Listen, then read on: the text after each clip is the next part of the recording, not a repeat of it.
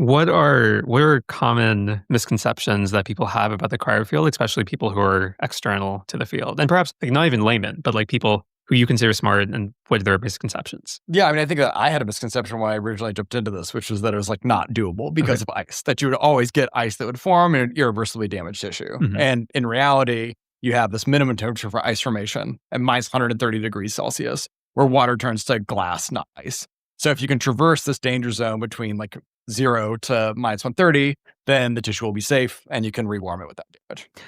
But you did mention about how like these cryoprotectants have existed since the 1950s, Yep. and so I imagine there should have been time for like the rest of the scientific field to be aware that like, oh, they're like ice nucleation is a solvable problem.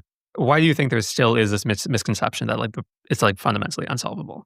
I think that part of it probably has to do with the fact that, like, when we actually do cryopreservation of things like cultured cells in the lab every day, we use a completely different process that does allow ice to form that would not be compatible with tissue. So you imagine you take like some culture cells and you want to store those in like vapor phase storage.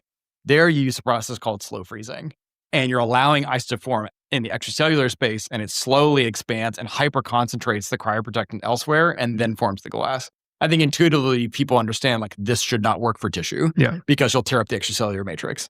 Yeah. So I think that probably has facilitated a misunderstanding of fundamentally how the cryopreservation process works when you want to go to these more like tissue specific or organ specific processes.